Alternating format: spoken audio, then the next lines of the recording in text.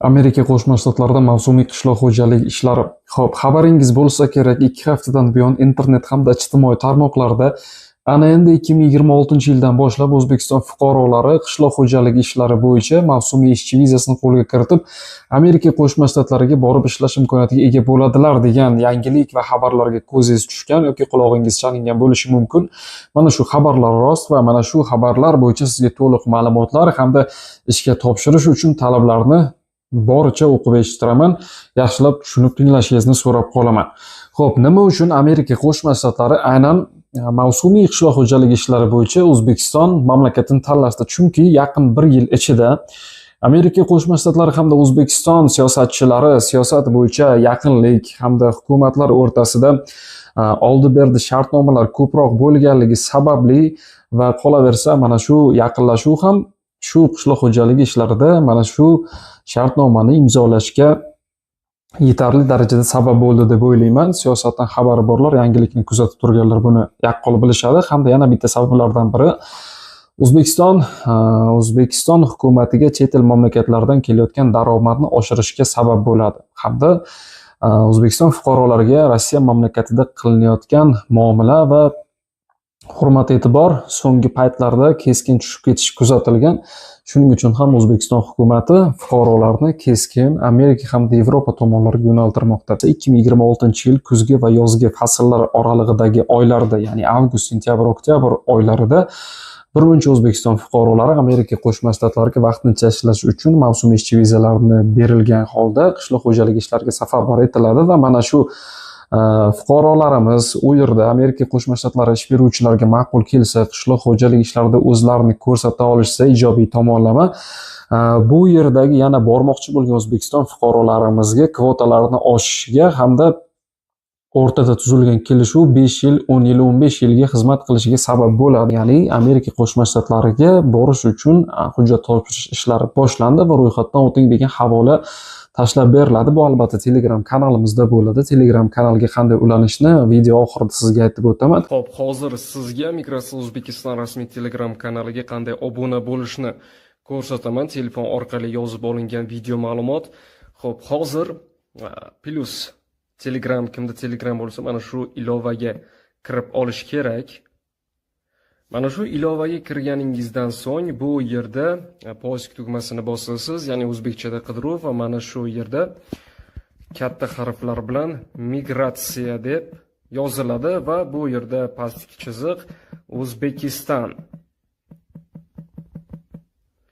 Xo'p, yozganingizda O'zbekiston migratsiyasi kelib chiqadi. Mana shu migratsiya O'zbekiston rasmiy Telegram kanalining ustiga bosganingizda bu yerda ishchi vakansiya Germaniya bo'yicha va balki Janubiy Koreya, Kanada, boshqa davlatlar bo'yicha, Birlashgan Arab Amirliklari va dunyo bo'yicha 30 ta davlatga yaqin mamlakatlar ichidan ishchi vakansiyalar taqdim etiladi. Oylik maoshlar, ketish xarajatlari hammasi to'liq aytib o'tilgan. Mana shu bu yerda qoldirilgan havola orqali onlayn ro'yxatdan o'tish havolasiga kirib, ro'yxatdan bemalol o'tishingiz mumkin bo'ladi, agarda sizga qaysidir davlatdagi bo'sh ish o'rni va vakansiya ma'qul kelsa.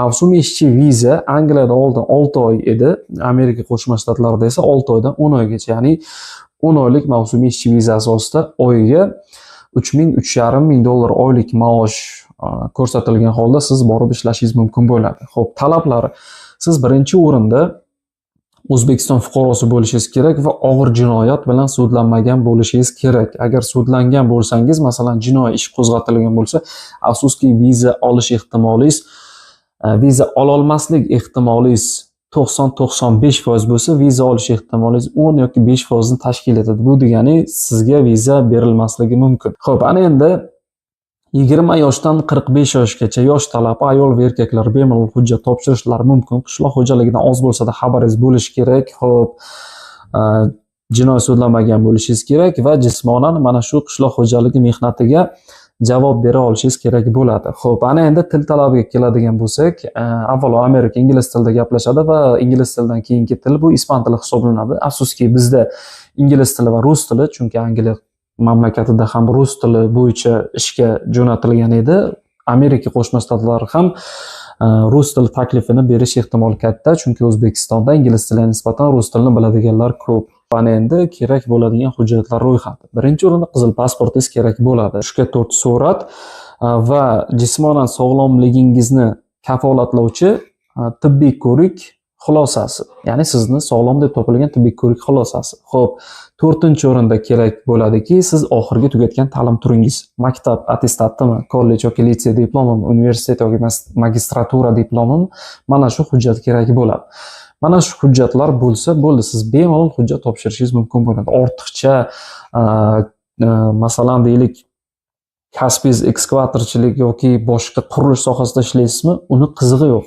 Xo'p, ana endi xarajatiga keladigan bo'lsak, taxminiy xarajat bu 2200 va 2500 dollar oralig'ida bo'lishi mumkin. Bu xarajat ichiga Amerika Qo'shma Shtatlariga borish va qaytish aviachiptasi ham kiradi. Chunki Amerika Qo'shma Shtatlariga borishning o'zi menimcha aviachipta narxida 950-1000 dollar atrofida edi. Agarda o'zgarmagan bo'lsa, shu o'zgarish yoki o'zgarmaganligiga qarab 2000 dollardan yuqorini tashkil etadi. Endi sizga ro'yxatdan o'tish boshlanishi bilan ro'yxatdan o'tish qoldi xolos. Rossiyada bo'lsangiz ham, Qozog'istonda bo'lsangiz ham bemalol ro'yxatdan o'tsangiz bo'ladi. Asosiysi O'zbekiston fuqarosi bo'lishingiz kerak. Xo'p, endi mana shu sizga qiziq bo'lsa, ro'yxatdan o'tishni xohlasangiz, mana shu video kommentariyasida ism familiyangiz, hozir qaysi davlatdasiz, yoshingiz, ingliz yoki rus tilini bilasizmi yoki yo'q yozib qoldiring. Agarda ingliz tilini ham, rus tilini ham bilmaganlar bo'lsa, bizni Migratsiya O'zbekiston Telegram kanalimizda til kurslari bor, bemalol qatnashishingiz mumkin bo'ladi. Menimcha ro'yxatdan o'tish ishlari may-iyun oylarida boshlanadi. Xo'p, mana shu ma'lumotlardan iborat edi bugungi videomiz. Ko'rishguncha salomat bo'ling. Telegram kanalimizga albatta obuna bo'ling, chunki ro'yxatdan o'tish ayni Telegram kanalimizda bo'ladi. Ro'yxatdan o'tish havolasi Telegram kanaliga tashlanadi.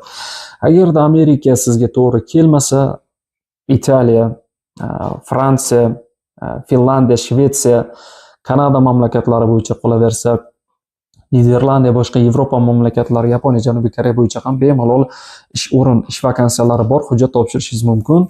Ko'rishguncha salomat bo'ling. Sizlar bilan migratsiya sohasi bo'yicha ma'lumot beruvchi Asadbek Hasanov bo'ldi. Keyingi videolarda ko'rishguncha salomat bo'ling. Agarda video ma'qul kelgan bo'lsa, o'zingizni fikringizni yozib qoldiring.